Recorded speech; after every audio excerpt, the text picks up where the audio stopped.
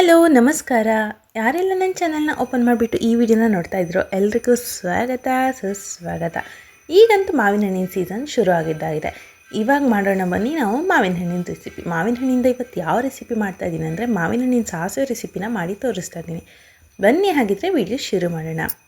Video ಶುರು ಮಾಡೋಕ್ಕೂ ಮುಂಚೆ ನನ್ನ ಚಾನಲ್ಗೆ ಹೊಸಬ್ರಾದರೆ ದಯವಿಟ್ಟು ಸಬ್ಸ್ಕ್ರೈಬ್ ಆಗಿ, ಹಾಗೆಯೇ ವಿಡಿಯೋ ಇಷ್ಟ ಆಗಿದೆ ನಿಮಗೆ ಅಂತ ನನಗೆ ಗೊತ್ತಾಗಬೇಕು ಅಂದರೆ ನೀವು ಒಂದು ಲೈಕ್ ಮಾಡಬೇಕಾಗತ್ತೆ. ಹಾಗೆ ವಿಡಿಯೋ ಹೇಗಾಗಿತ್ತು ಅಂತ ತಿಳಿಸೋದಕ್ಕೋಸ್ಕರ ಒಂದು ಕಮೆಂಟ್ ಮಾಡಿರಿ. ನೀವು ತಿಳ್ಕೊಂಡ್ರೆ ಸಾಕು, ಬೇರೆಯವ್ರಿಗೆ ಕೂಡ ತಿಳಿಸ್ಬೇಕಲ್ವ, ಅದಕ್ಕೋಸ್ಕರ ಇದನ್ನು ಹೆಚ್ಚಿನ ಜನಕ್ಕೆ ಶೇರ್ ಮಾಡಿರಿ.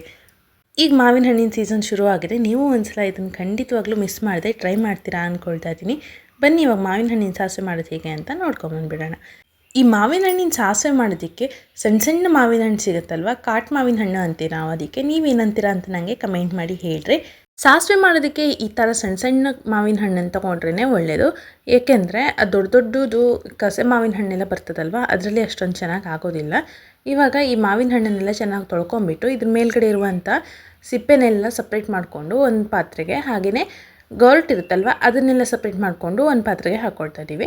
ಇವಾಗ ಸಿಪ್ಪೆನೆಲ್ಲ ಬೇರೆ ಪಾತ್ರೆ ಹಾಕ್ಕೊಂಡಿರ್ತೀವಲ್ವ ಅದನ್ನು ಚೆನ್ನಾಗಿ ಹೀಗೆ ಹಿಚ್ಕೊಬೇಕು. ಹಿಚ್ಕಬೇಕಾದ್ರೆ ಇದಕ್ಕೆ ಒಂದು ಲೋಟ ನೀರನ್ನು ಹಾಕ್ಕೊಬೇಕು. ನೀರು ಎಷ್ಟಂದರೆ ಜಾಸ್ತಿ ಹಾಕೋದಕ್ಕೆ ಹೋಗಬೇಡಿ. ನಾವು ನೀರು ಕುಡಿತೀವಲ್ವ ಉದ್ದ ಲೋಟ, ಆ ಲೋಟದಲ್ಲಿ ಒಂದು ಲೋಟ ಹಾಕ್ಕೊಂಡ್ರೆ ಸಾಕು.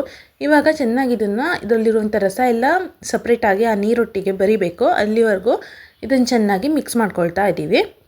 ಇದೆಲ್ಲ ಚೆನ್ನಾಗಿ ಮಿಕ್ಸ್ ಮಾಡ್ಕೊಂಡು ಆದಮೇಲೆ ಇವಾಗ ಈ ಸಿಪ್ಪೆ ಕೂಡ ಚೆನ್ನಾಗಿ ಗಟ್ಟಿ ಮಾಡಿ ಹಿಂಡಿಬಿಟ್ಟು ಅದರಲ್ಲಿರುವಂಥ ರಸನ ಆ ನೀರಿನಲ್ಲೇ ಉಳಿಸ್ಕೊಂಡು ಇದನ್ನು ಮತ್ತೆ ಒಂದು ಸಣ್ಣ ಲೋಟದಲ್ಲಿ ಆಗುವಷ್ಟು ನೀರನ್ನು ತೊಗೊಂಬಿಟ್ಟು ಇನ್ನೊಂದು ಪಾತ್ರೆಗೆ, ಆ ಪಾತ್ರೆಗೆ ಹಾಕ್ಕೊಳ್ತಾ ಇದ್ದೀವಿ. ಇವಾಗ ಈ ಪಾತ್ರೆಯಿಂದ ಆ ಪಾತ್ರೆಗೆ ಹಾಕಿರೋ ಸಿಪ್ಪೆನ ಕೂಡ ಅಷ್ಟೇ, ಅದನ್ನು ಕೂಡ ಚೆನ್ನಾಗಿ ಹಿಚುಕಿಬಿಟ್ಟು, ಅಂದರೆ ಅದರಲ್ಲಿರುವಂಥ ರಸ ಎಲ್ಲ ಸಪ್ರೇಟ್ ಆಗಬೇಕು. ಬೇರೆ ಇನ್ನೊಂದು ಎರಡನೇ ಸಲ ನೀರು ತೊಗೊಂಡಿರ್ತೀವಲ್ವ ಆ ನೀರಿನಲ್ಲಿ ಕೂಡ ಅಲ್ಲಿ ರಸ ಬಿಟ್ಕೊಬೇಕು. ಆ ರೀತಿಯಾಗಿ ಸಪ್ರೇಟ್ ಮಾಡಿ ಇಟ್ಕೊಬೇಕು.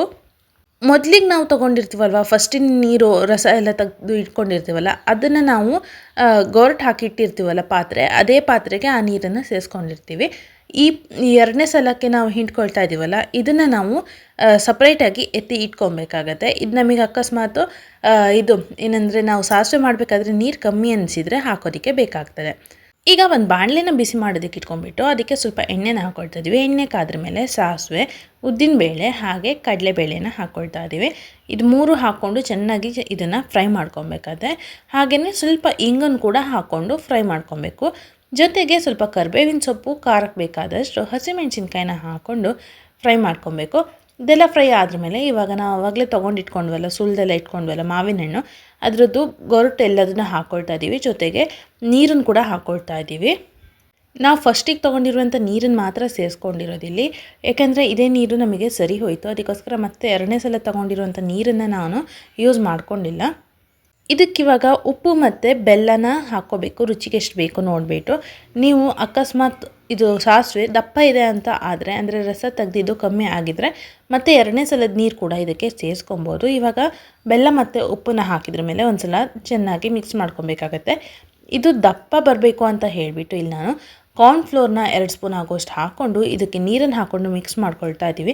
ನಿಮ್ಮ ಹತ್ರ ಕಾರ್ನ್ಫ್ಲೋರ್ ಇಲ್ಲ ಅಂತ ಆದರೆ ನೀವು ಅಕ್ಕಿ ಹಿಟ್ಟು ಅಥವಾ ಮೈದಾ ಹಿಟ್ಟನ್ನು ಹಾಕ್ಕೊಂಡು ಇದೇ ಮೆಥಡ್ನಲ್ಲಿ ಮಾಡ್ಕೊಬೇಕಾಗತ್ತೆ. ಅಂದರೆ ಅದು ದಪ್ಪ ಬರೋದಕ್ಕೋಸ್ಕರ 2 ಸ್ಪೂನ್ ಆಗುವಷ್ಟು ಹಾಕ್ಕೊಂಬಿಟ್ಟು ನೀರನ್ನು ಹಾಕ್ಕೊಂಡು ಮಿಕ್ಸ್ ಮಾಡಿಕೊಂಡು ಅದರೊಟ್ಟಿಗೆ ಹಾಕ್ಕೊಂಬಿಟ್ಟು ಆ ಕಾರ್ನ್ಫ್ಲೋರಿನ ನೀರನ್ನು ಈ ಮಾವಿನ ಹಣ್ಣಿನ ಸಾಸಿವೆ ಒಟ್ಟಿಗೆ ಹಾಕ್ಕೊಂಡು ಚೆನ್ನಾಗಿ ಇದನ್ನು ಮಿಕ್ಸ್ ಮಾಡ್ಕೊಳ್ತಾ ಇದ್ದೀನಿ.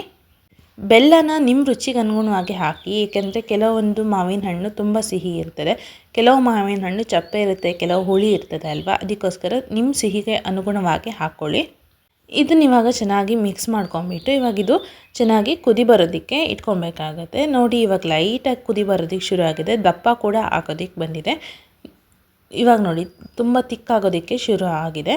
ಇದನ್ನು ಚೆನ್ನಾಗಿ ಕುದಿ ಬಂದ್ರ ಮೇಲೆ ಕೆಳಗೆ ಇಳಿಸಿದರೆ ಆಯಿತು. ಇಷ್ಟೇ ಇವತ್ತಿನ ವಿಡಿಯೋ. ಮಾವಿನ ಹಣ್ಣಿನ ಸಾಸಿವೆ ಅನ್ನೋದು ರೆಡಿ ಆಗ್ತದೆ.